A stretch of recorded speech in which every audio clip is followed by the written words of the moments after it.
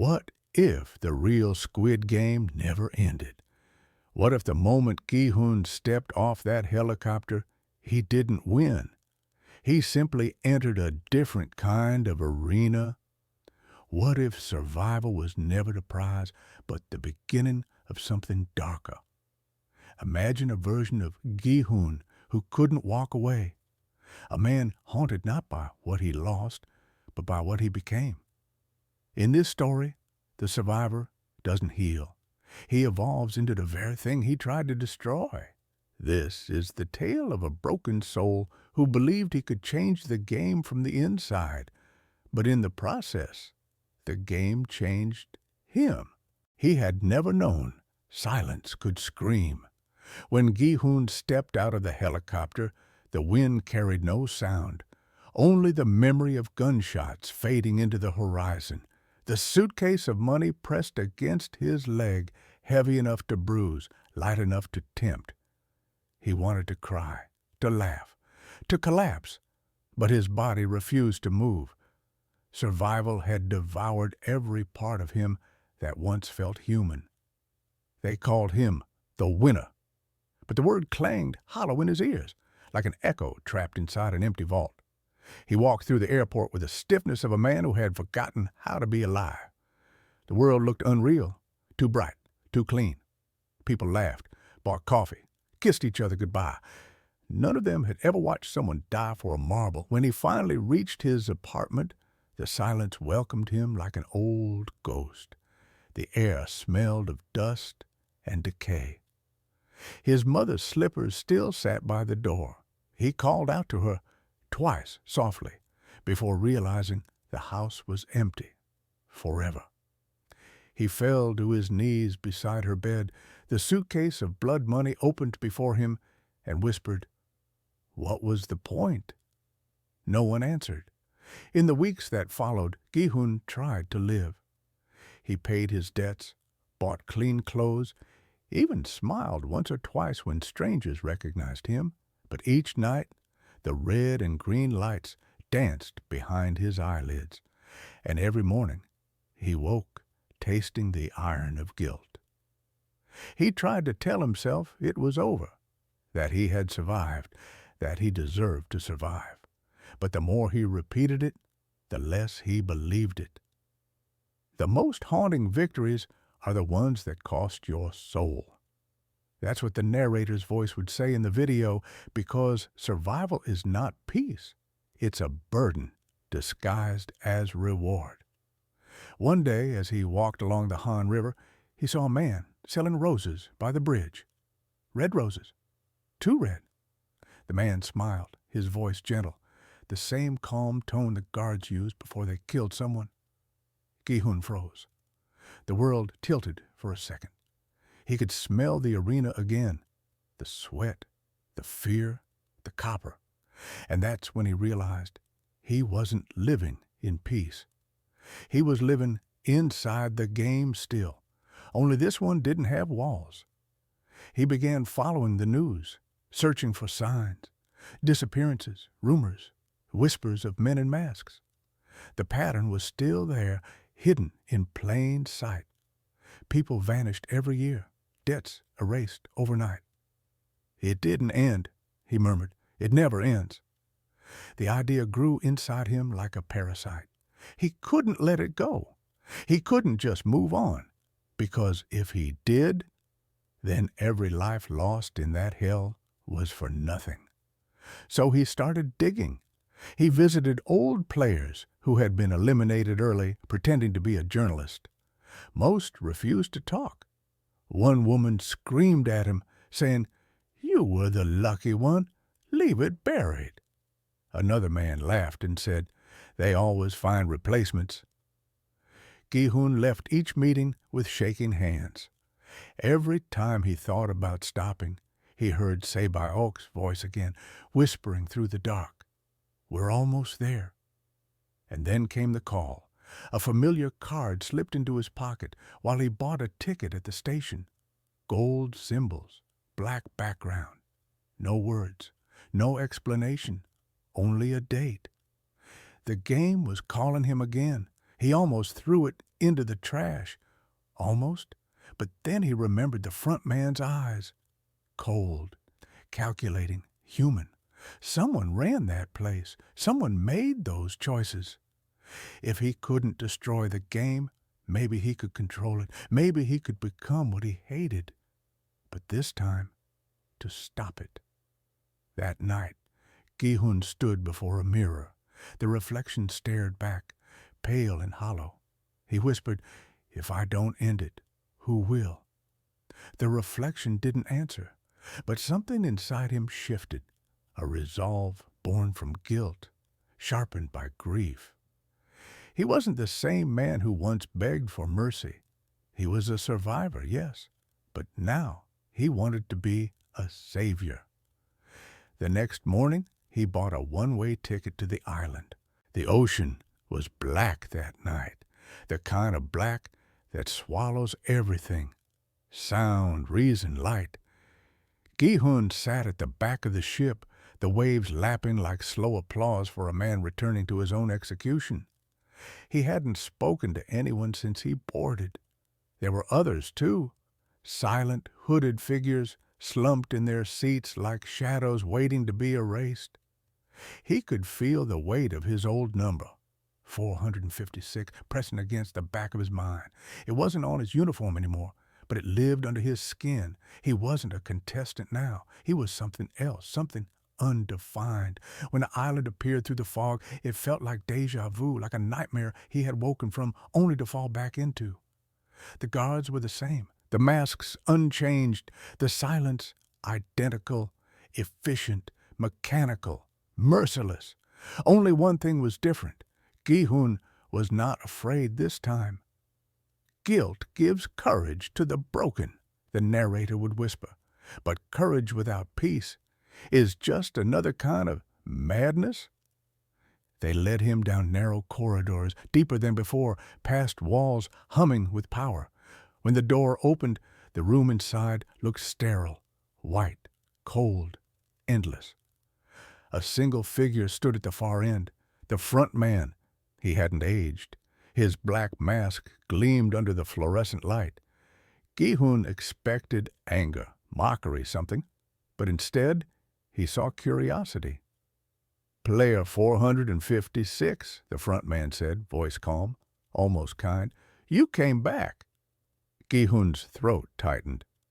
"You're still running this?" The front man tilted his head slightly. "And yet you're here. Why?" Gi-hun didn't answer. Words would betray him. He wanted to scream that he was there to destroy it, that he'd burn the whole island down. But deep inside, another truth whispered louder. He wanted to understand it.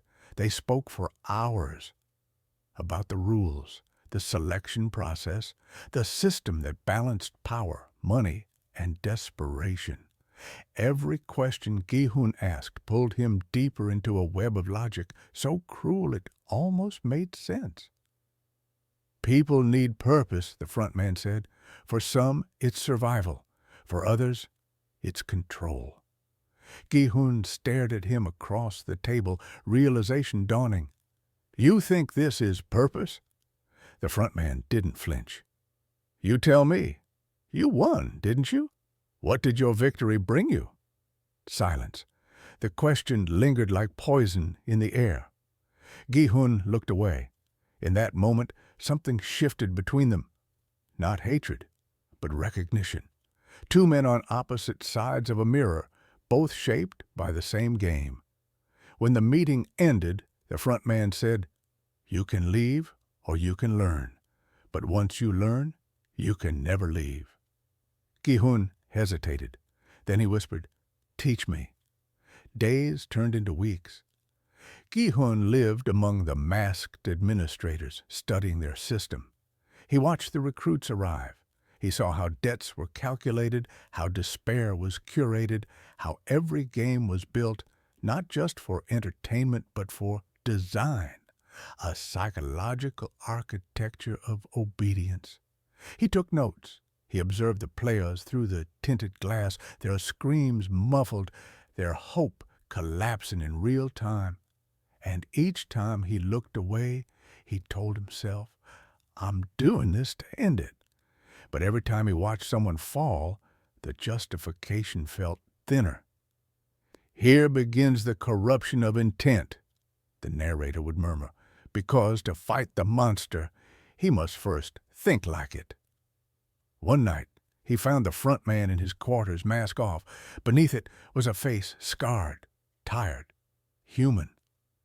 Gi-hun realized that power didn't make him less broken. It made him numb. You hate this as much as I do, Gi-hun said quietly. The front man didn't deny it. Hate is easy. Stopping it isn't. Then why stay? He smiled faintly. Because if I leave, someone worse will take my place. The words echoed in Gi-hun's skull long after he left the room. He couldn't sleep that night. The hum of the facility felt like breathing. The island itself, alive. Watching him, he dreamt of marbles again, of Ali's voice, of Sae-byok's eyes, before they closed forever. And when he woke, he made a decision. He would take the front man's place, not to control, not to kill, to end it from within. At least, that's what he told himself. The mask was heavier than he expected. It wasn't just the weight of metal, it was the silence that came with it, the kind that stripped you of your name, your voice, your reflection. When Gi-hun first put it on, the world went dark around the edges. The air felt tighter, like breathing through someone else's lungs. He told himself it was temporary, just a tool, just another step in his plan to understand, to dismantle. But the moment he stepped into the observation room wearing it, the guards saluted. For the first time, Gi-hun felt the strange pulse of power move through him, authority, control, and for one brief second it felt good. Power doesn't seduce the strong, the narrator would say. It comforts the broken. Gi-hun walked through the halls as masked soldiers parted before him. No one questioned, no one resisted. He could speak, and the world around him would obey. The same man who once begged for mercy in the arena was now the one giving orders. He didn't mean to enjoy it, but he did. He began with small changes. He ordered that the games be less lethal in early rounds, to test strategy, not slaughter. He insisted on better food for players, fairer rest times. The guards didn't understand. Some protested quietly, but the mask gave him authority their fear could not overcome. To the players, it was hope. To the system, it was an anomaly. And yet, the front man allowed it. Gi-hun didn't see him often now. When he did, the man watched silently, eyes hidden behind his black mask, as if waiting for something inevitable. "Why do you let me do this?" Gi-hun asked one night. The front man replied, "Because change is the purest illusion of control. Eventually, the game always wins." Gi-hun ignored him. He had to, because if he believed him, everything he'd built, everything he'd survived, would mean nothing. Weeks passed. The new season began. New faces, new screams. Gi-hun stood in the control room, mask on, watching them through screens. He saw them fight, cry, betray. He recognized himself in each of them. Their shaking hands, their desperate promises, their hope bleeding through exhaustion. And somewhere inside, he began to wonder. If he could save even one of them, would that justify all the others who would still die? The rational answer was no. But morality bends easily in the hands of the desperate. He saved a player once, secretly. A young man who froze during the first game, a boy barely 20. Gi-hun rewrote the elimination record, forged a death report, and sent the boy to labor on the docks. He told himself it was mercy. But the next morning, another body replaced the boy's. Another life snuffed out by his command. Mercy had consequences too. The illusion of justice becomes the seed of tyranny, the narrator would reflect. Gi-hun wasn't becoming evil, he was becoming convinced he was right. One evening, he received a sealed envelope on his desk. No name, no sender, just a single symbol, a circle, triangle, and square overlapping, inside a note. Every reformer becomes the ruler they despise. You can't change the game. You can only play it better. He froze. The handwriting was familiar, neat, deliberate, the front man's. When he confronted him, the man simply said, "I'm not your enemy. I'm your future." That night, Gi-hun stared at the mask lying on the table. His own reflection shimmered faintly on the polished metal, warped, distant, unrecognizable. He thought of Se-byok again, of the promise he made at her dying breath, to take care of her brother, to honor her memory. He had done that. He had paid for the boy's education. But it hadn't felt like redemption. It felt like payment for a sin that could never be cleared. And so he returned to the only thing that made sense: control. Days blurred into nights. He stopped removing the mask even in his quarters. It was easier that way, easier not to see the man beneath it. Soon the guards stopped calling him by name altogether. They began saying, "Sir," even the front man. The mask was no longer protection, the narrator would whisper. It was identity. Gi-hun wasn't pretending to be the system anymore. He was becoming it. By the time the next game began, Gi-hun stood on the balcony where the old front man once watched. Below him, 456 new players waited, the same number he once bore. For a moment, he felt something break, a soft, invisible crack between who he was and who he had become. But then the music began, the cheerful, haunting melody of the opening game. He gave the signal, and the game began again. He thought of calling Se-byok's brother to hear a human voice. But what could he say? "I'm running the thing that killed her?" So he said nothing. Weeks later, a VIP from Europe arrived, an older man, elegant, polite, eyes sharp with curiosity. He approached Gi-hun privately after a meeting. "You look like a man who's forgotten what he's fighting for," the VIP said. Gi-hun frowned. "And what makes you think I'm fighting at all?" The man smiled faintly. "Because only the guilty try to look innocent." He handed Gi-hun a single white card, identical to the invitation cards once used for players, except this one bore a new symbol, an eye. "If you truly wish to end this," the VIP said, "you'll need to see who's watching you." And then he was gone. That night, Gi-hun lay awake, staring at the card. He realized something terrifying. He didn't want to destroy the game anymore. He wanted to understand it, to trace its roots, to find whoever created it, not to stop them, but to face them. Because deep inside, part of him already knew the truth. The game didn't create monsters. It merely revealed them, and he was one of them now. The white card lay on the desk like a drop of milk in a pool of ink. A single symbol, an eye, watched Gi-hun without blinking. He turned it over. Nothing. No phone number, no code, no instructions.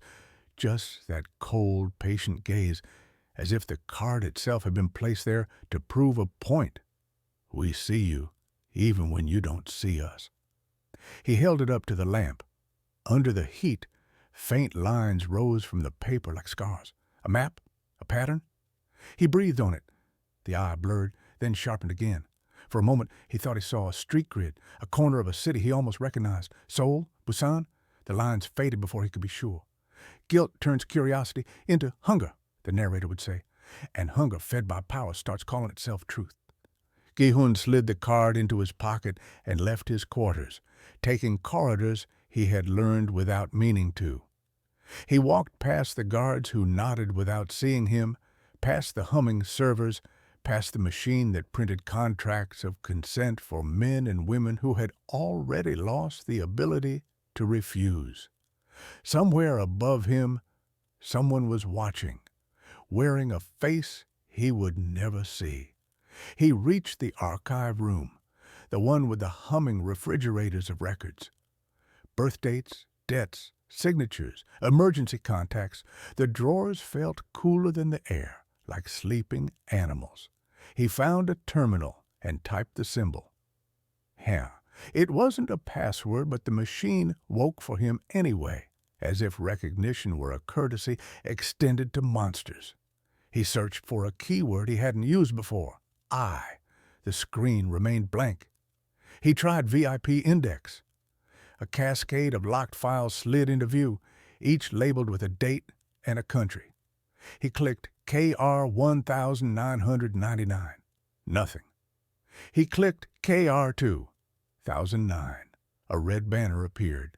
Access by invitation only. He leaned back, breathing slow.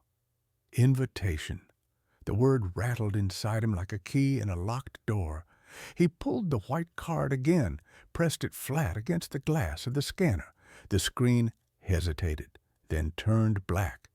A new interface emerged. No names, no faces, only windows in a grid, each opening onto a room he did not recognize. Rooms with velvet chairs and chandeliers, and in each one a single spectator seated in shadow. He heard no voices, only the ambient, expensive silence of people who never had to raise their voices to be heard. He realized what he was seeing. Not the audience, the hosts. Not the island, the network. It made the island look small. He felt a wave of nausea that never quite became fear. His mission had always been provincial, the narrator would murmur. He wanted to end a house while ignoring the city that fed it. He clicked on a window labeled SE11. A slim hand appeared, ringed with an antique signet. The camera angle was low, deferential. A voice, filtered, spoke in English with a European lilt. Korea is stable this season. The new steward has reduced volatility. Yield is returning to baseline. Steward, not frontman, not master. A caretaker, a manager of ritual. He closed the feed and opened another. NY03.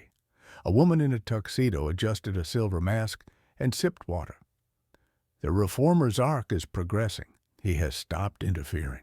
Retention should rise within the next 2 quarters. Progressing. Retention. Quarters. Language so clean it could be sterilized, used by people who had never wiped blood off their shoes. He clicked window after window until his hand shook. Tokyo, Lagos, Sao Paulo. Each room had its own style, its own polite cruelty. Each spoke of the game as if discussing weather. None mentioned the island. All mentioned him. The Korean steward, frontman in transition. Former victor as executive asset. Gi-hun sat there, the mask heavy on the desk beside him, and understood what the white card had meant. You're not being disobeyed, you're being managed. He stood up too fast. The room swayed, and for a second he saw himself through the eye of the camera, a man going blind with the illusion that seeing more meant being free. He found the front man on the balcony above the sleeping arena.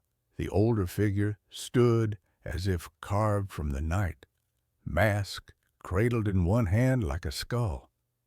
You found them, the front man said, without turning. You knew. Gi-hun's voice came out hoarse. You let me find them. I let you see a door, the man replied. What you walk into is your choice. What is the eye? The front man chuckled softly. A rumor with a budget. Don't patronize me. Gi-hun stepped closer. You told me change was an illusion, but control, real control, is above us. Above everyone, the front man said. That's the point of above. Gi-hun wanted to hit him. Instead, he said, who do they answer to? That's the wrong question. The mask tilted, catching a strand of moonlight. Ask who answers to them. Gi-hun swallowed. Me. And? The front man waited. And you, Gi-hun whispered. For the first time since Gi-hun had returned, the man's body softened. We all answer to something that feels like fate. Gi-hun hated him in that moment for the calm in his voice, the elegance of a man who had made peace with his cage. Why show me at all? Gi-hun asked. Why bend the rules? Why allow my reforms before letting them die? Because belief is an expendable resource, the front man said simply. Yours was useful.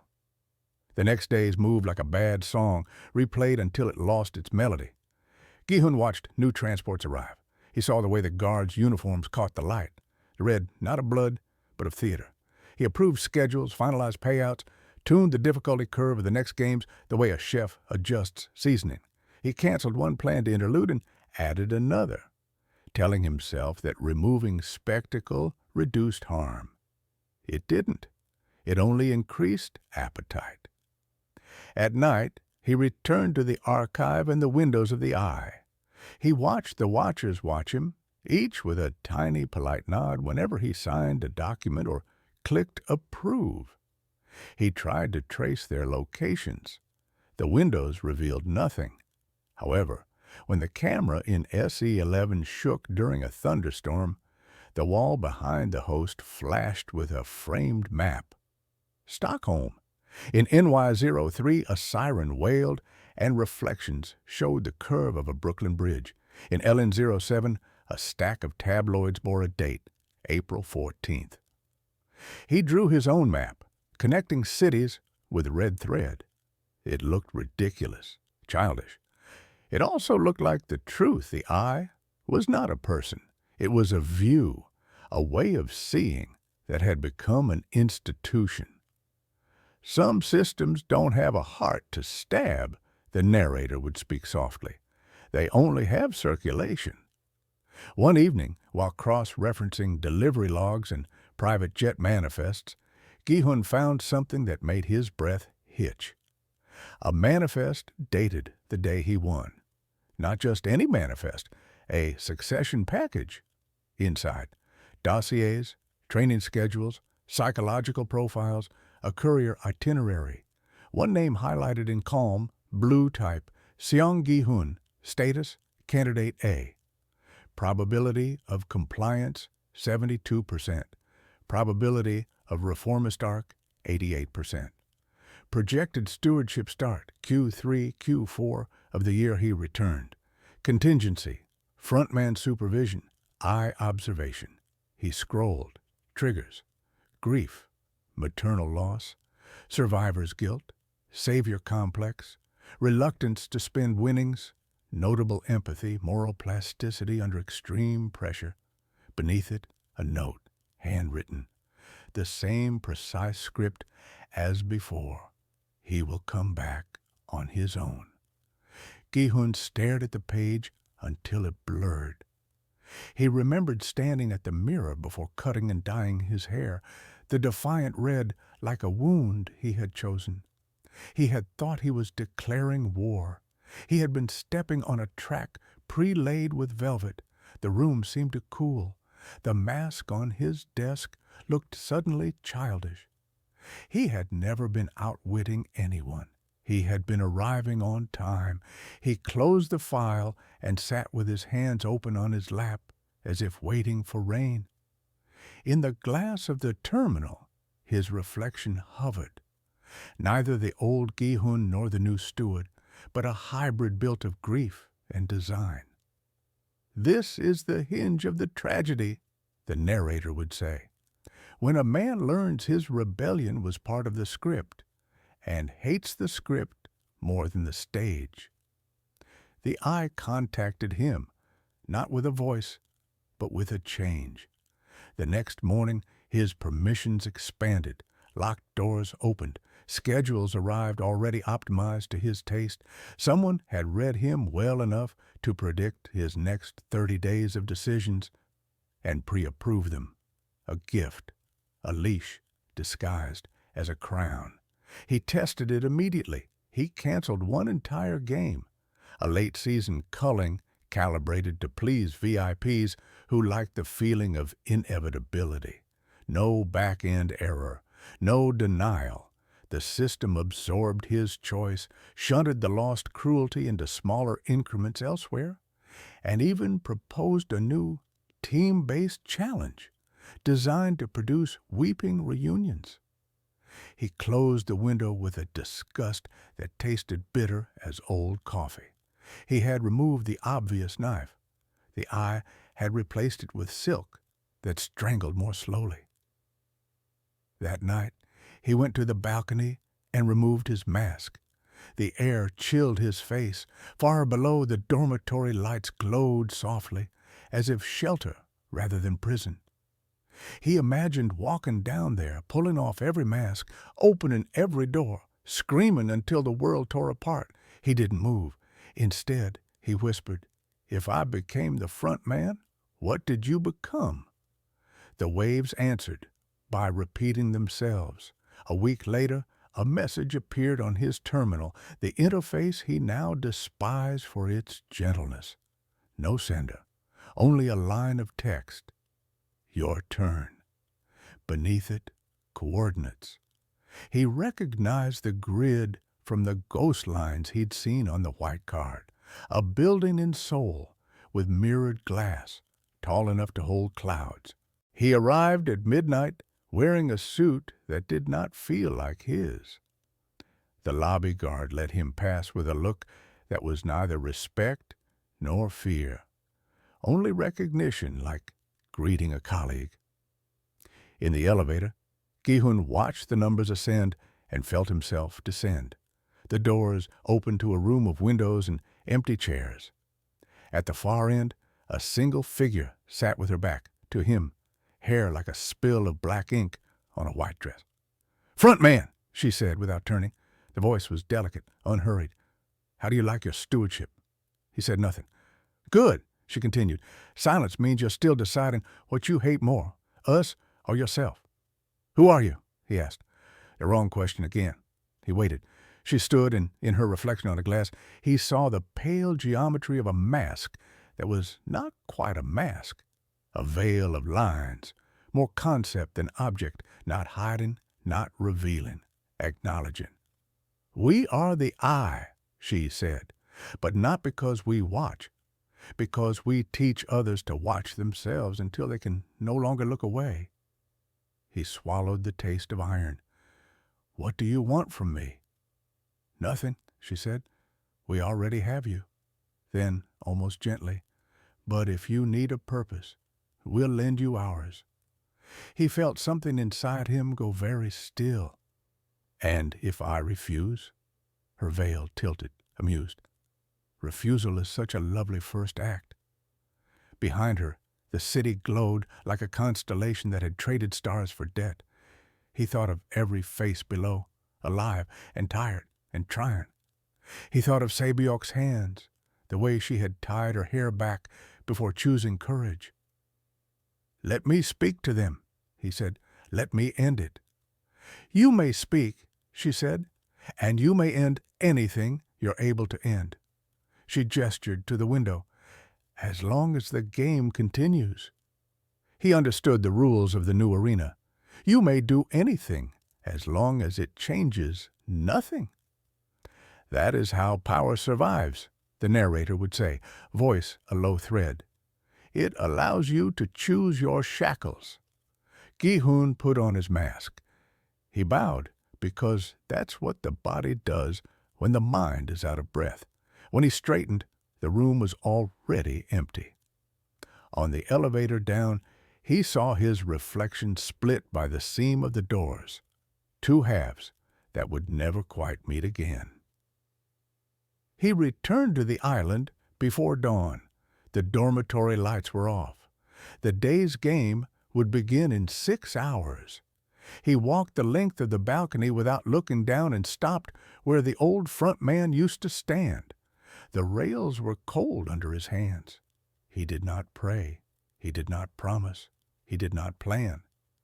He watched the black horizon and waited for it to become a line. At dawn, the sea looked like a bruise, blue darkening to purple, then fading toward a fragile gold. Gi-hun watched it coolly, as if he could learn something from water about transparency. He had tried rage. He had tried reform. The eye had absorbed both like waves swallowing footprints. So he chose something pettier, smaller, and infinitely harder to predict. He chose mercy, not as virtue, as sabotage. When goodness fails as salvation, the narrator would breathe, it can still succeed as resistance. Mercy, repurposed, becomes a nail in the machinery, too soft to notice at first, too stubborn to extract later. He started with a meal schedule, not more food, different food, dishes that carried memory, sesame broth like home, rice steamed perfectly, an orange placed whole on each tray. The guards shrugged. The players stared. The cameras recorded nothing that could be monetized. No fights, no sobbing gratitude, only the smallest loosening of shoulders. He slipped a new rule into the second game, a communal exemption. If a team opted to carry its weakest member rather than abandon them, they would receive a time bonus. Predictably, the strong complained, the desperate calculated. Yet something rare happened. Two teams chose to slow down so one man could breathe. The arena fell quiet in a way Gi-hun recognized. It was the hush of dignity. For the first time in weeks, he felt the eye blink. The metrics arrived at midnight. Engagement neutral, profit steady, volatility down. The eye would not punish a lull. It would audit it. He could sense the curiosity behind the veil. What is the steward doing? Why is he doing it? How long until appetite returns? He adjusted his aim. He arranged private rooms, not luxuries, but privacy moments. Each player, one at a time, was offered 10 minutes alone with nothing but a pen and paper. They were told to write a letter to a child, a parent, themselves. No promises of delivery, just ink.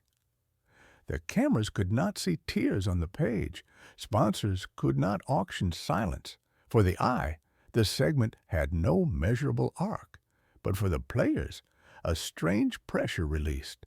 The dormitory that night did not erupt. It exhaled.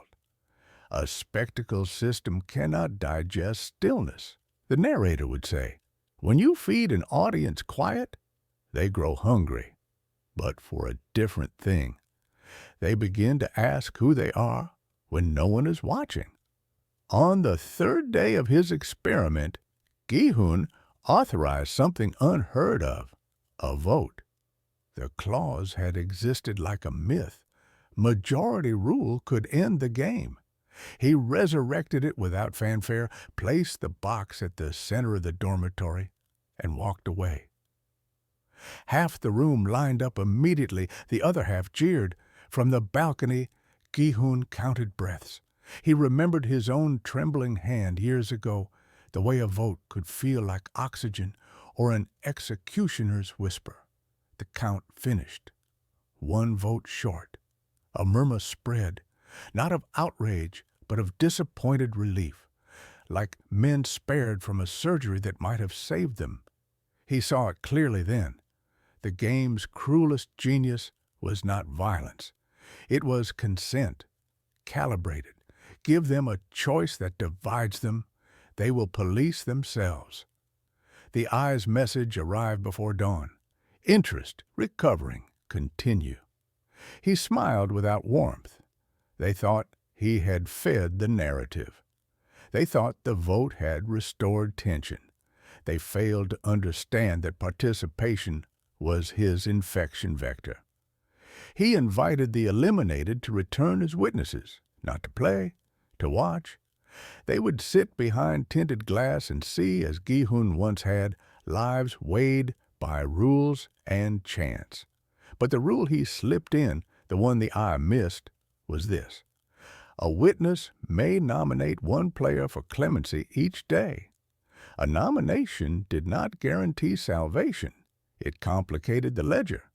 By noon, 3 witnesses had chosen, and 3 players were flagged. The staff protested. Interference corrupts the bracket. But the algorithms merely hiccuped, rerouted probabilities, and kept the carousel turning. The eye, fascinated, allowed the anomaly to breathe. Clemency did not save everyone. Some refusal shattered the dormitory's fragile calm. Fights broke out in pockets, shame blooming like bruises in eyes that could not forgive kindness offered to someone else. That night, Gi-hun stood before his mirror and asked the quiet room, "Is this cruelty?" The mask on the table said nothing. The sea kept its secrets. "Mercy used tactically will wound the merciful first," the narrator would murmur, "because to choose who gets spared is to learn how close you have come to playing God." He went further. In the marbles game, a ritual of betrayal, he twisted the rule by not twisting it. Pairs formed under the old terror, friend against friend, lover against lover. Gi-hun added one invisible condition to the code. If a player sacrifices themselves by offering all their marbles to save their partner, the system quietly duplicates the count. The sacrifice becomes salvation. The eye's metrics spiked scarlet. A message appeared on Gi-hun's terminal before the bridge cleared. Revoke anomaly. He did not. He watched 3 reach the end together and collapse into each other's arms. He wanted to feel triumph. He managed only a terse, exhausted tenderness for people he would never meet. The eye did not wait this time. The next morning, the clemency nominations vanished from the interface. The private rooms were under maintenance. The pen and paper ritual was reassigned to VIP Interactive Premium. Mercy converted to product. He stared at the screen until his eyes burned. The system could not kill mercy. It could commodify it. Every resistance teaches the power how to market its antidote, the narrator would say. What cannot be stopped must be sold. He did not stop. He adjusted again, smaller, subtler. A guard rotation that left the cruelest men together, where their meanness exhausted itself rather than dispersing.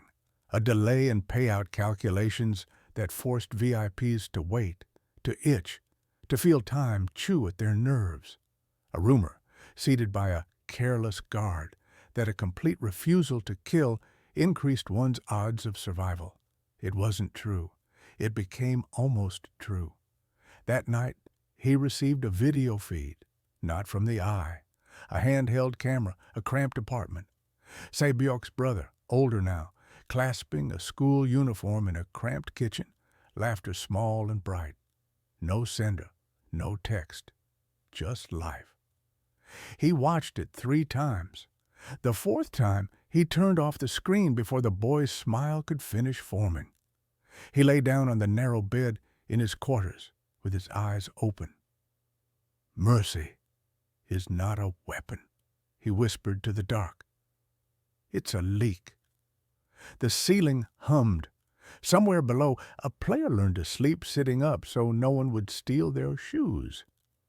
"And leaks," the narrator would finish, "don't sink ships. They remind the crew that water wants in and that the ocean has time." Gi-hun closed his eyes. In the morning, the island would wake to the same rituals. He would pull the mask over his face and find new places to loosen, to soften, to slow. The eye would adjust, repackage, punish, reward. The audience would hunger, flinch, return. He did not know if this was victory, therapy, or delusion. He only knew that for a handful of breaths each day, someone on this island was allowed to be a person instead of a performance. For now, it was enough. For now, it had to be. He slept without dreaming, which felt like the kindest thing he had done for himself in months. The morning came soft and gray, the kind of dawn that pretends at mercy before revealing its knives. Gi-hun stood by the window of his quarters, watching mist curl around the edges of the arena. The silence below was too perfect, like breath held before a scream. Something had shifted. He could feel it before he could name it. The eye was no longer simply watching. It was waiting. When a system studies your compassion, the narrator would whisper, it isn't trying to understand you. It's learning how to recreate you. 2 weeks after the bridge, a shipment arrived at the island. Unmarked crates, smaller than usual. Gi-hun authorized their entry without thinking. Logistics moved constantly. Nothing about deliveries felt strange anymore. But when he passed the training yard that afternoon, he stopped dead. They were there, 20 of them, children. At first, he thought it was a hallucination, a punishment crafted by his guilt.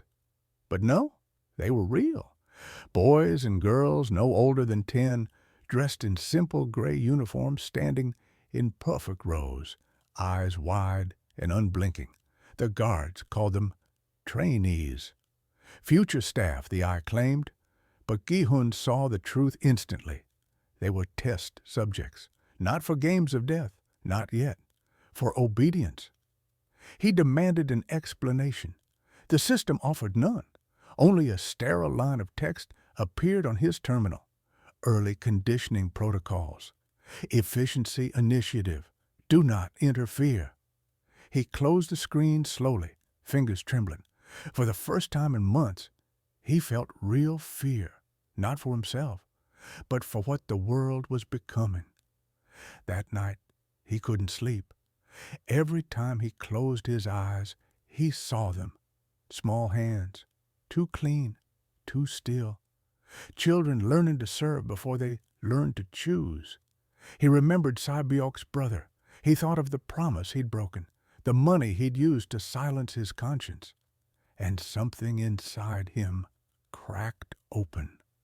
The next morning, he went down to the training hall. The guards stiffened at his presence. He wore the mask, but not the uniform, only a plain black coat. The children stood in lines again, repeating a phrase in perfect unison. Rules make safety. Obedience makes life. Their voices were light, melodic, terrifying in their precision. Gi-hun walked slowly between them, his heart breaking with each step. A little girl dropped her pencil. She froze, terrified. A guard started forward, but Gi-hun stopped him with one raised hand. He knelt, picked up the pencil, and smiled behind his mask. Accidents, he said softly, are part of being alive. The guard hesitated. The girl looked up uncertain, as if she'd just heard something she wasn't supposed to. Gi-hun stood. Continue the lesson, he said, and left. That night, he began his quietest rebellion yet. He instructed the cooks to add sweets to the children's meals. He told the trainers to rotate outdoor sessions so they could see sunlight, even if through fences. Small things, invisible things. Each act of gentleness was a match struck in a storm. Doomed, but stubbornly bright. The eye noticed within days. Steward, unauthorized resource reallocation. Explain. He typed back one word. Education. No reply came. He was learning, the narrator would say. That mercy can whisper where defiance cannot speak. Then, one evening, a boy approached him. Gi-hun hadn't noticed him at first. The child had been sitting alone near the wall, sketching something with a broken pencil. When Gi-hun stopped, the boy lifted his paper. It was a drawing, crude, messy, beautiful. A figure standing on a bridge, holding a rope, pulling others up. The mask on the figure's face was the same as Gi-hun's. "Who told you to draw this?" he asked softly. "No one," the boy said. We heard you talk through the speaker once. You said we could choose to carry people." Gi-hun's throat closed. He knelt beside the child. "What's your name?" The boy hesitated. "They told us not to have names, just numbers." "What number?" "3. Gi-hun smiled sadly. "Then I'll call you Han. It means 1. The boy grinned, the kind of grin that breaks something sacred in men who have forgotten why they ever wanted to protect. That night, Gi-hun made his choice. If mercy could not dismantle the game, then innocence might. He began coding through the system's back end, line by line, planting subtle errors, randomization scripts that remove player identities from tracking data, rerouting feeds from the VIP servers to decoy loops.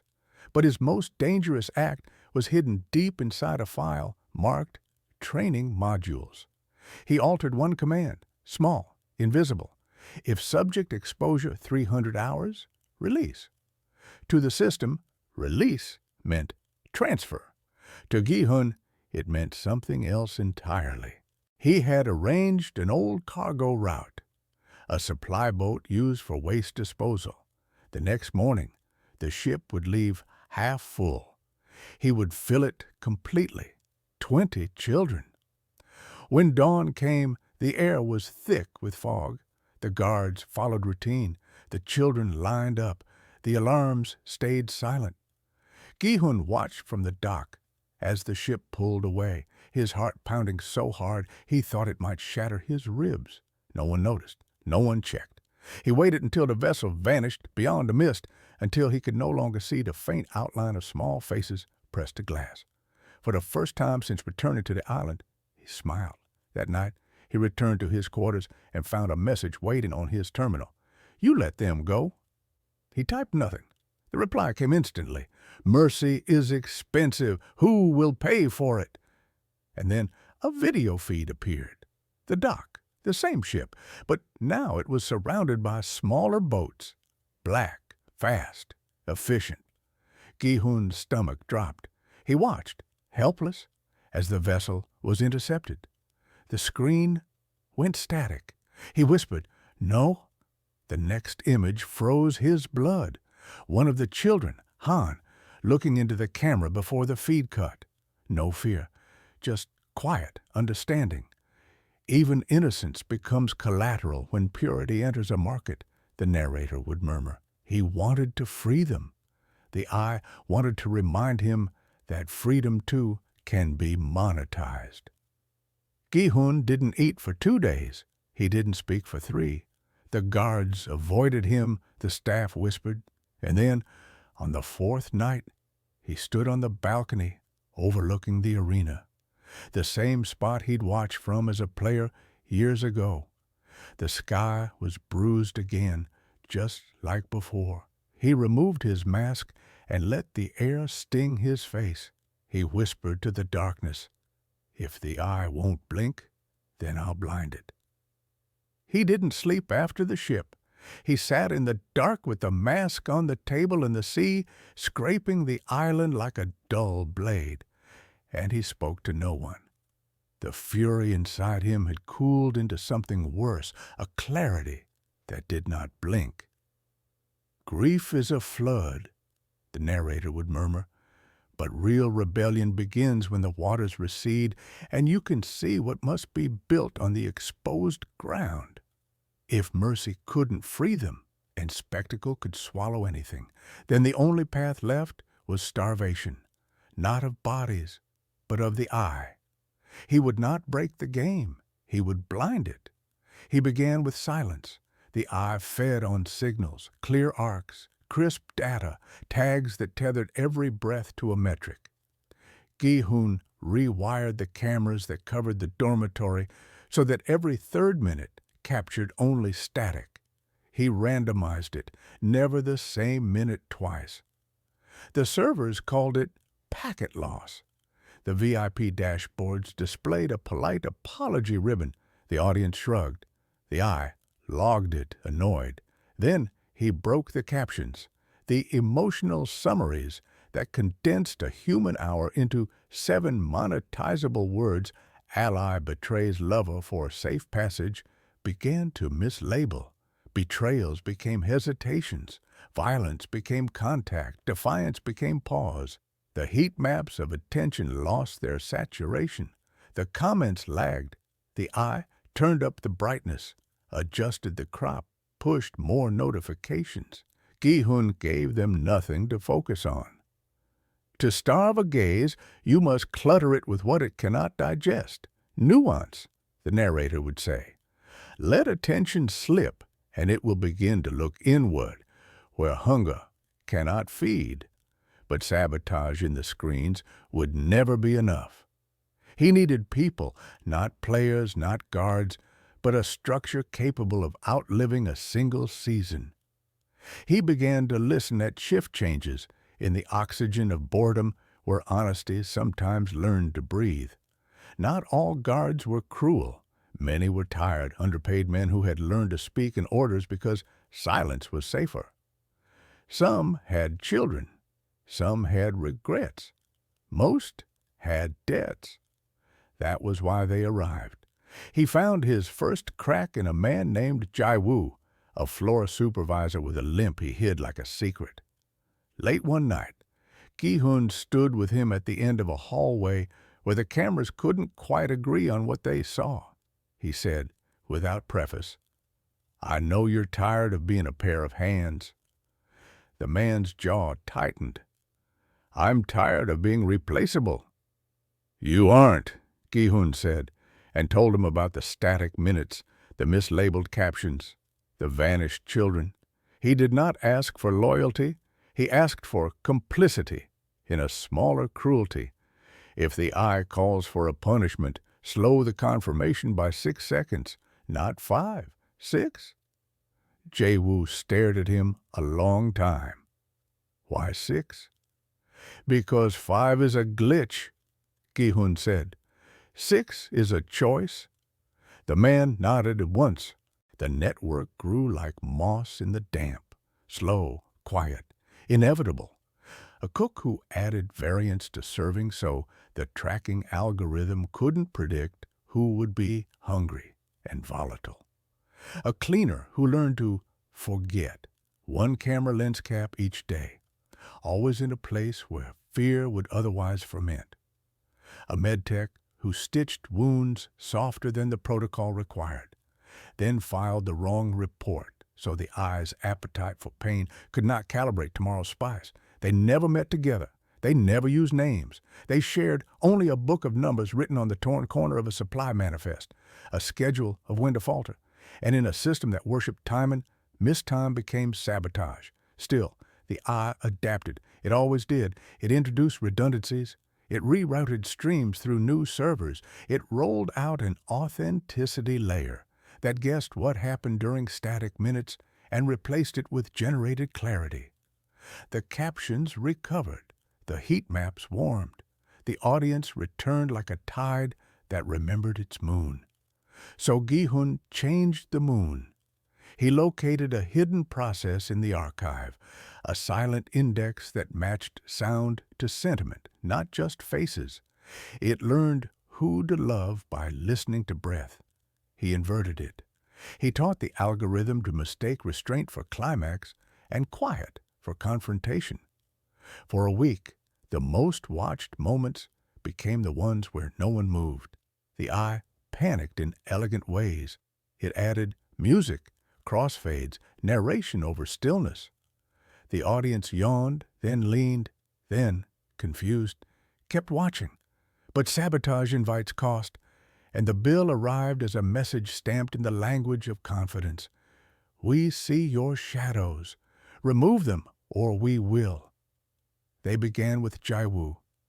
He did nothing wrong that day, nothing except live on a schedule the eye now read as subversive. He didn't return from a patrol. His locker was emptied. His limp, like all soft truths, vanished into a report that said reassignment. Everyone understood. No one said the word. Gi-hun stood in the doorway of an empty corridor and learned again the lesson the island taught better than any school. Victory is a debit, not a deposit. He faltered briefly. The old weariness reached for him. He could allow the system to absorb his small descent and live a long time as a careful monster, or he could escalate and end quickly. He escalated. He moved from starving the gaze to starving the ledger. The eye did not simply watch, it book-kept. Every injury had a payout model, every death a dividend curve, every tear a conversion rate. Gi-hun sideloaded a worm into the accounts via the charity shell companies he had memorized during his months of pretending to be a diligent steward. The worm was not theft. It was multiplication, pennies compounded into noise. Trivial transfers that obeyed every law accumulated in accounts that technically existed for services that technically happened. The result was a reconciliation nightmare. Audits tripped. Third-party vendors were flagged. A tax authority in a small European country issued a request for clarification that could not be ignored without violating the eye's oldest commandment: never become illegal. Legality is the armor of the ruthless.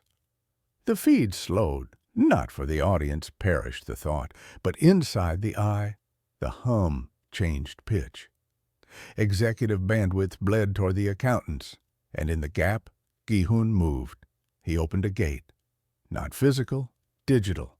He created a channel out. Not to the police, too blunt. Not to journalists, too hungry, but to the one place appetite turned to ash: grief.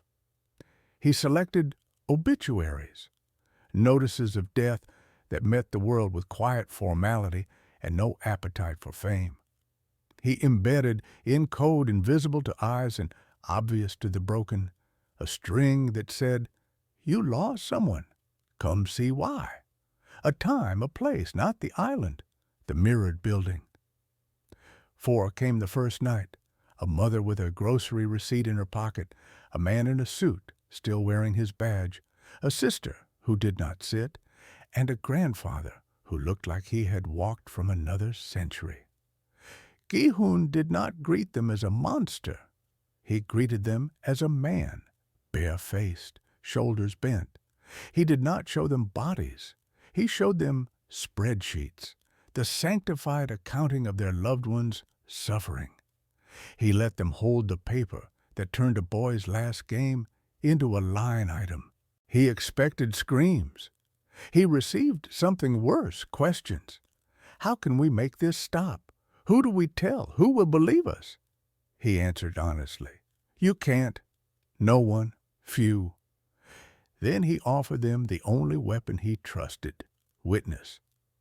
He told them to say it plain, to publish the pages, to tape them to church doors and park benches and their own front windows, to reject the spectacle and choose boring truth. The kind that doesn't go viral, the kind that erodes instead of explodes. Spectacle devours shock, the narrator would say softly, but it chokes on the mundane. Bureaucracy can kill a man. It can also kill a myth. By the third night, 12 arrived. By the 7th, a small crowd formed in the lobby like a vigil that didn't know it was a vigil. The building managers called for dispersal. The police, confused, asked for permits. The eye watched, then dismissed it. No cameras, no blood, not content. Gi-hun smiled into his sleeve. Inside the island, the network adapted to its losses. When Jae-woo did not return, another supervisor began to limp, a small heresy of empathy, a way to carry a ghost. The cook's variance widened. The cleaner forgot 2 caps. The med tech added an extra stitch. The eye's threshold shifted, trying to catch patterns that now behaved like weather. The eye called him to the glass room. "You are not clever," the veiled woman said. "You are patient. That is more dangerous." "You won't stop me," he said, and discovered it didn't sound like a threat. It sounded like a weather report. "On the contrary," she replied, "we will. But we prefer to see what form of self-destruction you choose. We are collectors." "Of what?" he asked. "Stories," she said. "And yours is almost beautiful." He almost laughed. "You don't collect stories. You tax them." She inclined her head, conceding the point. He placed a small envelope on the table between them. Inside were names, not of VIPs, not of hosts, but of accountants, the soft engineers of cruelty. She did not touch it. "You think you frighten me with replaceable hands?" "I think," he said, "you fear boredom more than exposure, and I am going to make you bored." For the first time, the veil shifted like a blink. The backlash arrived the way winter does, announced by leaves long before the snow. The eye reintroduced chaos. The next game's rules changed mid-round. The algorithm privileged noise again. Sudden betrayals rewarded beyond reason, alliances penalized by accident, mercy punished not quietly, but with theatrical irony that asked the audience to laugh. The heat maps burned white-hot. Gi-hun stood in the control room and felt his jaw tighten until it hurt. He sensed his network fray. Men who had risked 6 seconds now risked none. He would not ask them to carry more fear. He carried it instead. He pulled a final lever he had sworn to save for the end. He turned off the archive. Not deleted, never delete. Deletion confers dignity by offering a clean absence.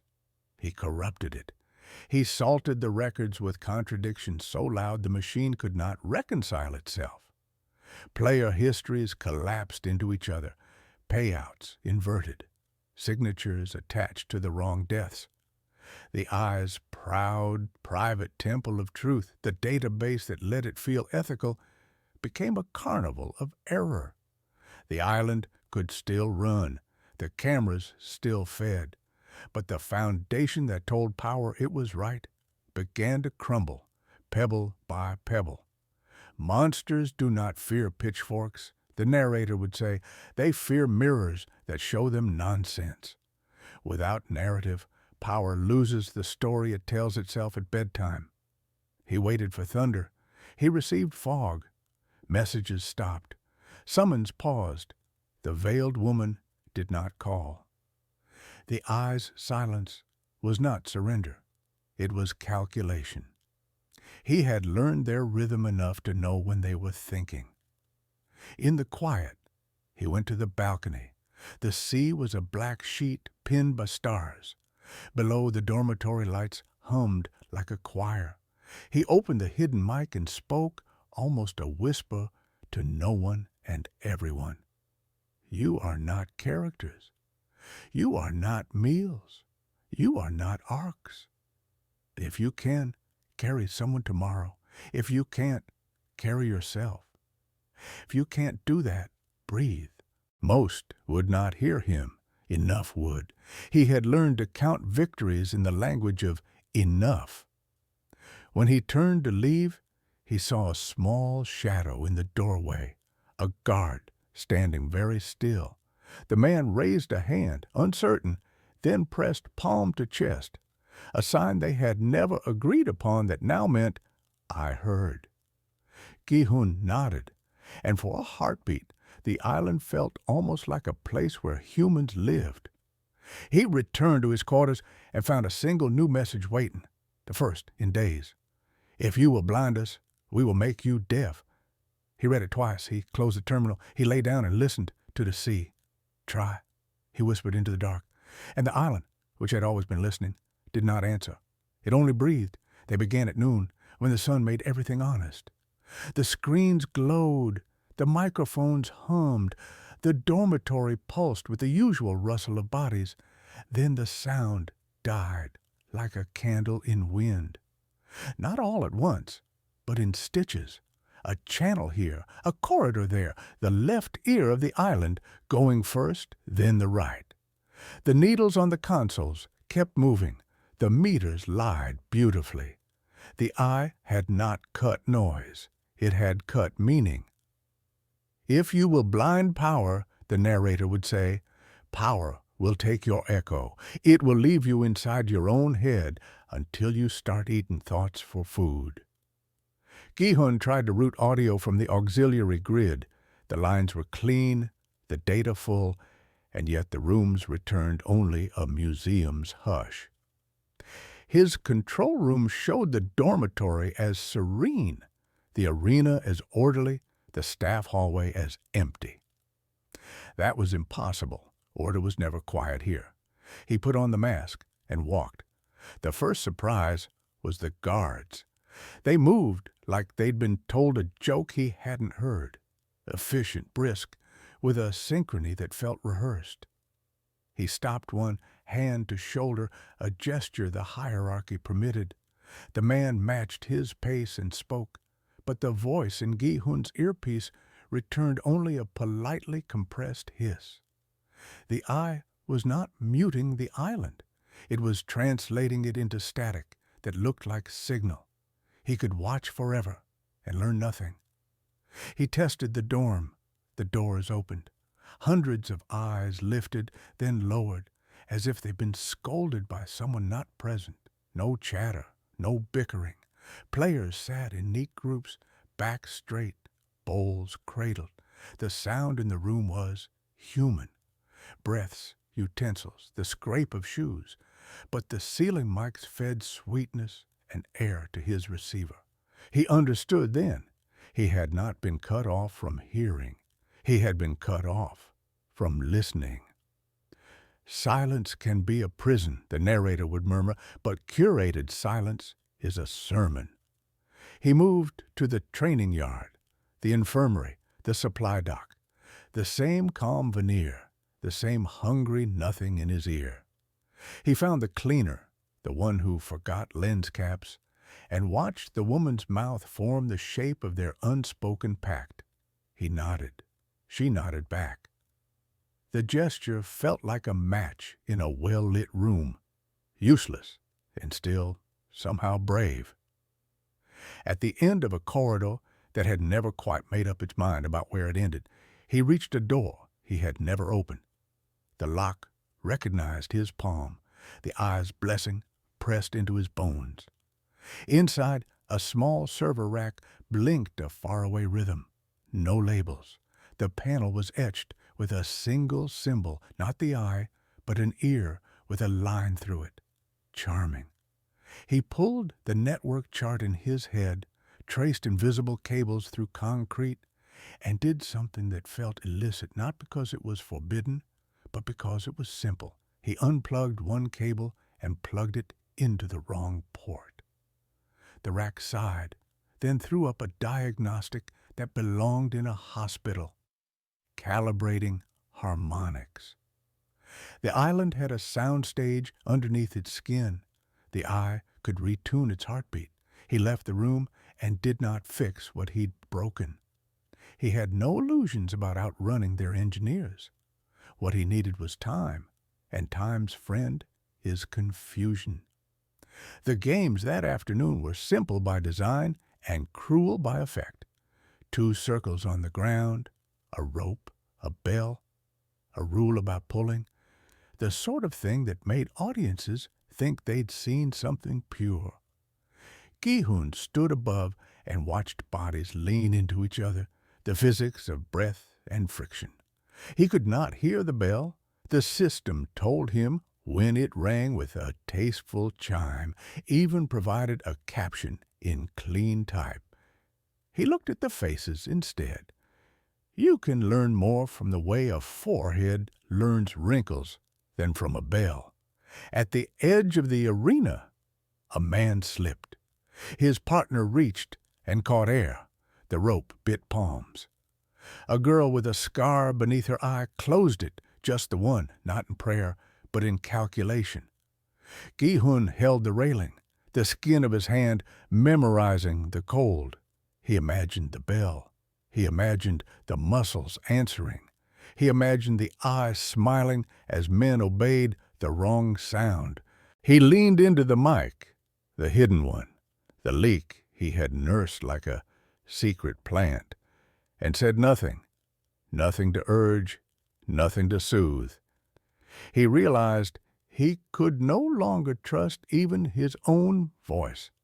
That was the cruelty, not muteness, but distrust. The deafness was inside him now. When you cannot hear the world, you begin to narrate it, the narrator would say. And narrative is a kind of hunger, too. He left the balcony and descended. In the service corridor behind the arena, he found Jae-woo's replacement, young, too alert. The boy flinched when Gi-hun approached, then steadied himself as if he'd been trained to expect tests. Gi-hun raised a finger, then another, then flat-palmed a chest. "I heard. Their clumsy language of 6-second heretics." The boy blinked twice. "I hear." He then tilted his head and, in the only rebellion he dared, let his radio dangle just far enough that it hissed not in his ear, but into the air. The hiss was even, attenuated, constant, the calm of a sedative. Someone was doping the sound. The realization landed softly, and then with weight. The eye had removed the island's ability to surprise itself. Not censorship smoothing, laughter damped to hum, anger to murmur, screams to sighs. Without spikes, algorithms slept. Without spikes, mercy lost leverage. He found the medtech in a supply closet that smelled of iodine and resignation. Her hands shook when she saw him, then stopped when he did not speak. He took a strip of surgical tape, ripped it once, made the room wince, then wrote on the back, "No more static, different leak." She gave him a small nod and reached behind the shelf to pull a tiny device the size of a button. She placed it on his palm the way people place blame, reluctantly and with relief. "For the old pacemakers," she mouthed. He didn't need the sound to know. A jamming bead. Old tech, cheap, almost tender in its simplicity. If placed against a mic's throat, it would deliver the truth the eye feared most. Randomness. Not silence, not noise. Randomness without narrative. He walked the island like a man planting paper flowers. One bead in the dormitory ceiling just above the table where alliances brewed. One in the shower tiles, where cruelty liked to corner. One under the observation deck railing, nothing at all for the eye to scan unless it wanted to read luck. By evening, the meters returned to chaos. Not much. Enough. A laugh spiked and wasn't shaved flat. A gasp broke the chime and stayed a gasp. A sob arrived late to its own cue. The eye sent a message without words, the gentle tightening of several corridors' vents. The island's air grew patient. Gi-hun coughed once in the privacy of his mask and felt the fear inside it. If they make me reach for air, I will say anything to get it. He took the mask off. He would not bargain with breath. The eye called him to the glass room. It had waited long enough to be elegant. "Front man," the veiled woman said, pouring tea that smelled like a memory he didn't own. "You look tired." "You look entertained," he said. "Not yet," she replied. "We tried silence. You brought stochastic poetry. We tried smoothing. You introduced rough edges. What shall we try next?" He stood at the window and watched the city hang itself on its own lights. "You will try to simplify me. You will say, 'This man needs a crisis.' The crisis will herd him back into habits you understand." She set the teapot down. "And if we do?" "Then I will admit I am herdable," he said, "and I will make the herd walk off script." She laughed, a small, delighted sound that made him hate how human it was. "We're going to end a game mid-season," she said, as if discussing weather. "No winner, no payout. Chaos. Would you like to guess what chaos produces?" "Consent," he said. The answer landed between them like a dull coin. When nothing makes sense, they will ask for a master to tell them what does. "Exactly," she said. Be the master front man. The eye will loan you certainty. Return it with interest. He left without the tea and returned to an island, tuning itself to panic. The schedule vanished from the screens. The lights stuttered, then burned. The staff moved with the purposeful imprecision of men whose orders were improvise. The dormitory roiled. The whisper that always precedes a storm found a throat. He stood at the balcony and did not speak. The old him would have. The steward would have. The Savior would have. But the deafness had taught him its lesson. When you cannot trust sound, you must touch the world. He descended. He walked into the dormitory with his mask in his hand, like a heart taken out for proof. Faces turned the way sunflowers do, messy and unanimous. He climbed onto a table and let the metal legs complain. He lifted both hands and did the simplest human thing he had left. He counted. 1, 2, 3. He pointed at the exit. He pointed at the floor. He drew a circle in the air that meant together, a line that meant wait, and a dot he placed on his own chest that meant here. It was nonsense, and it was language. A woman near the door nodded to no one and began to stack bowls. A man whose hands had once been gentle guided 3 strangers to a wall where a rope hung, unseen until shown. Someone laughed at nothing and then, ashamed, turned it into a cough. The island, robbed of its speaker, learned a child's grammar. The guards watched and did not interfere. Their radios murmured lullabies. The eye wanted entropy. Gi-hun handed it pattern without comfort. Order born from fear belongs to the tyrant, the narrator would say. Order born from gesture belongs to the crowd. He moved through the room, pressing 2 fingers to this shoulder, 3 taps to that forearm, making up a code as he went, the way fathers invent games to make bedtime tolerable. It worked because it didn't look like working. It worked because the eye could not sell it. A boy started to cry and then stopped himself like it hurt. Gi-hun crouched, held up the mask, let the child see his face. Tired, older, unbeautiful. The boy's sob returned, honest and soft. The room did not punish him for it. In that moment, noise became human again. Somewhere above, the schedule reappeared. The eye had learned what it needed from its chaos. The next game loaded with the slow authority of a ritual regained. The island remembered its steps. Gi-hun climbed back to the balcony. He did not put the mask on. He looked into the camera, not because he believed it led to anyone who could be moved, but because rituals deserve witnesses. I won't be your mouth, he said to a microphone that might be sleeping. I won't be your ear.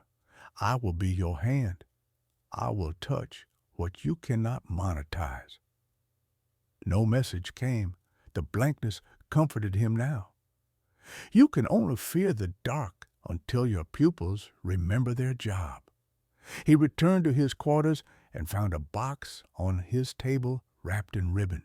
Inside lay the white card with the eye, now crossed by a single diagonal slash. Beneath it, a note in the neat, familiar script. It's harder to write music when the audience refuses to clap. At the bottom, in smaller letters, we can remove your hands too. He didn't smile. He folded the note, slid it into his pocket, and sat with his palms open to the ceiling as if showing a judge he carried no weapon. Deafness taught him to stop explaining. The narrator would finish. The next lesson would ask for blood. He closed his eyes and listened to nothing, which had begun to sound like something he could trust. They warned him they could take his hands. So Gi-hun learned to work with a different instrument, consent. Every empire rests on one quiet agreement, the narrator would say, that most of us will go along. Break that agreement, and even unbreakable things begin to loosen. The notice came at dawn, in the eye's handwriting, that never smudged. Season will terminate without winner. Prepare transition spectacle, a finale with no crown. Pure chaos, engineered resignation, the audience drinking confusion until they begged for a shepherd. They wanted him to be that shepherd, to sell their ending back to them as inevitability. He said no with something smaller than a word. He said no with a rule. For weeks, months, he'd read the architecture like scripture, the original clause about majority votes, the indemnity statements, the escrow logic that protected investors, the compliance scaffolding that kept the eye legal enough to launder its conscience. Buried in the code that calculated payouts was a relic of good optics. If termination occurs without a declared winner due to administrative intervention, funds in season escrow must be distributed to surviving participants at termination time. A dinosaur of legitimacy. The lawyers had left it because it looked harmless. It wasn't. Not if he could force administrative intervention to be the only path left. He named the final game Stillwater. A circle on the floor, a stone in the center, a bell no one could hear. Rule: step forward, take the stone, and choose one person to eliminate. The circle empties, one by one, until one remains. Hidden rule: if within 3 counts no one steps forward, the game pauses and a vote is triggered. A real one, not majority. Unanimous. Final clause: the dinosaur. If the vote fails and the system terminates, escrow disperses to all survivors immediately. It was a cruel prayer. It asked strangers to trust each other beyond math. It asked people starving for life to become a crowd that refused to eat. Resistance at scale is not bravery, the narrator would whisper. It is choreography, and choreography requires a count. He had a count. 3 touches to a shoulder meant wait. 2 taps to a table meant no one moves on the first bell. 1 hand on a chest meant, I am with you. He spent the morning walking, touching, nodding, letting a grammar pass through skin to skin. Not everyone understood. Enough did. The eye tried to poison the air with doubt. Doorways jammed just long enough to make tempers hot. Rations miscounted so that hunger had a face to blame. A rumor that a secret payout would reward the first to grab the stone. He watched it spread like oil on water. Then he walked the room with his mask in his hand and let them see how tired he was, how little he had to gain from another season, another lie. A woman with a split lip said, if we all wait, we all lose. He said, if we all wait, they end it, and by their own rules, we all leave. He saw the calculation run across eyes like a weather pattern. All leave. 2 small words that could carry a life. They filed into the arena. The circle gleamed. The stone in its center looked unimportant, which made it lethal. The bell sounded, a polite chime the eye had designed to feel like mercy. No one moved. A boy near the back twitched toward the line, stopped, looked at Gi-hun, and swallowed the gesture. 1. Second chime. 2. Gi-hun felt the crowd tilt, the tide that pulls even the faithful off their feet. He lifted his hand and placed a palm to his chest.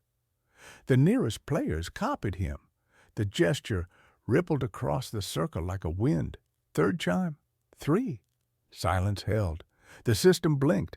The floor lights cooled 1 shade. Pause appeared in tasteful font. A slot opened in the wall, and a vote box rolled out like a memory of democracy. No guards marched, no headline screamed, just a box gently asking people to break each other. No one moved. The eye had designed a world where choice was a weapon, the narrator would say. He asked them to make it a shield. Minutes stretched. The audience, unseen, impatient, boiled. The eye shifted tactics. A door opened and a guard accidentally shoved a player forward. The man stumbled across the circle line and froze, half in, half out. A trap the code did not contemplate. The system stalled. The audience leaned. Gi-hun stepped down from the balcony and entered the arena. The guards did not raise their guns. The island had learned to let him move. He crossed the line and stood in front of the stumbling man. He took the man's trembling hands and guided him back out. Then he turned, walked to the stone, and stopped one pace short. "I won once," he said, not into a mic, but into the room. He didn't know what the eye would do to his voice. He spoke so that mouths could read him. "It cost everything. Today I won't play." He stepped around the stone, not past it, and returned to the edge. The circle had a new truth now. The front man had refused it. A story that even the eye would have trouble selling as bravery or cowardice. It was simply a fact, and facts can be stubborn. The vote box waited, square and patient. A woman approached it. She lifted a hand to the slot. She hovered. She lowered it. She looked at Gi-hun and shook her head. Another followed, then another, cues that formed and unformed like breath. Everyone waiting for someone else to break and absolve them, no one willing to be the wolf. The eye's message appeared on Gi-hun's terminal mid-aisle, projected neat as law. Administrative termination in 10, 9, 8. He exhaled. He had them. He could feel the dinosaur claws wake up under the floor. At 5, the room flickered. The countdown froze, then reversed, then snapped to canceled. New text scrolled, "Special award, stone bearer bonus. First mover receives full pot, termination clause suspended." They had rewritten the season while it was still happening. Of course they had. Legality is the armor of the ruthless. And in an armor shop, you can resize the suit at the door. The crowd shuddered. The math changed. Solidarity dissolved like sugar in rain. A young man bolted. He reached the stone, fingers closing. Gi-hun moved. He didn't tackle, didn't grab, didn't shout. He stepped into the circle and took the stone first. A gasp tore the room open. The young man stumbled to a halt. Gi-hun held the stone in both hands. It was heavier than it looked, an object pretending to be a choice. He saw his reflection on its polished skin and hated that he looked calm. "By the game's rule," he said, "I choose no one." "That isn't the rule," a guard barked, voice eager with the relief of being right. Gi-hun nodded. "Then I choose according to a rule older than yours." He turned and held the stone out to the nearest camera, offering it not as a threat, but as proof. "I choose me." The room stalled. The code, ancient and new all at once, failed to stitch this possibility. The eyes woman tilted her head behind the glass skyline, calculating a mercy it could monetize, self-sacrifice. How classical, how pleasing. Except he wasn't dying to save the show. He was puncturing it. Executing elimination by steward authority is non-compliant, someone somewhere said into a headset that made disobedience look like a software patch. "Then bring me into compliance," Gi-hun murmured. He set the stone on the floor at his feet. He removed the mask and placed it beside it. 2 weights, 1 human, 1 ritual. "The last rule is simple," the narrator would say. "You cannot own a man who gives himself away." He walked to the center and raised his hands as if the sky might take him. No guard moved. The audience would want drama. The eye would prefer elegance. He offered neither. He stood and waited. The dullest spectacle in a world addicted to fireworks. The system finally claimed him the only way it could without admitting defeat. Ejection. A red light framed his body. The floor under his feet shifted. A door he had not known existed opened into a hallway that smelled like elevators and dust. The island did not kill him. The island removed him. He glanced back once. The circle remained full. No one had moved. The eye, wary now of legal seams and moral theater, snapped the season shut with a bureaucrat's efficiency. Termination complete. Confetti cannons did not fire. The archive, which he had salted with contradictions, printed a tidy statement that said nothing. Sirens elsewhere, not on the island, in offices, in banks, in small European countries where reconciliation had grown teeth. The dinosaur claws couldn't be killed everywhere at once. Some money would have to move for optics, for compliance, for the illusion that rules had been followed. Enough would leak, enough would stain.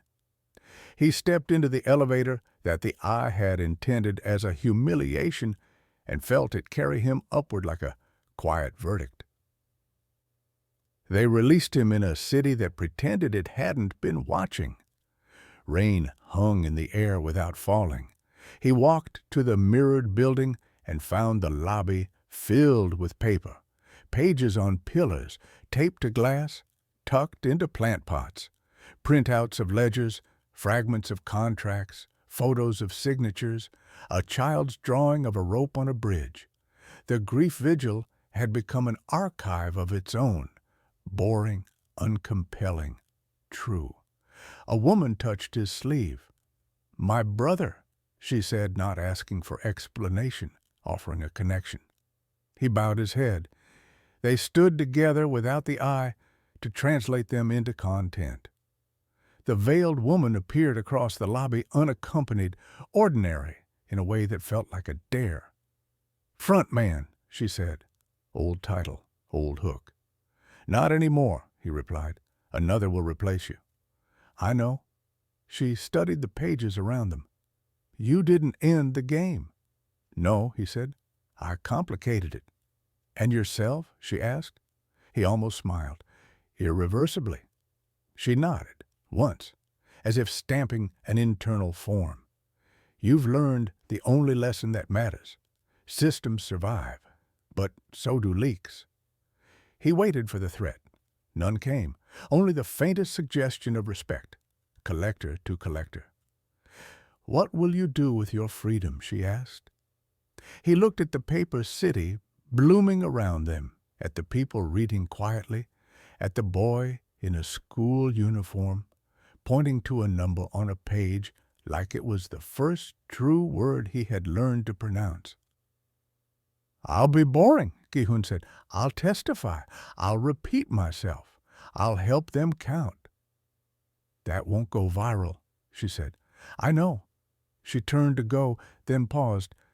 "You were wrong about one thing, you know. We don't fear boredom. We fear irrelevance." She touched the glass as if checking its temperature. "Thank you for the new problem." When she was gone, the building felt warmer. He did not topple the eye, the narrator would conclude. He smudged it. He turned a clean gaze into a dirty mirror and taught a crowd to keep breathing while it looked. Gi-hun left the lobby without the mask and walked into a rain that had finally decided what it wanted. He bought tangerines from a street cart and put one in his pocket, remembering a day when an orange on a tray felt like a revolution. He took a train that moved too fast to hold thoughts in place and sat with his palms open on his knees, as if showing a judge he carried no weapon. On the ride, he closed his eyes and saw a circle, a stone, nobody moving. He saw a boy's small smile on a ship he couldn't save. He saw a rope along a bridge and hands learning to hold.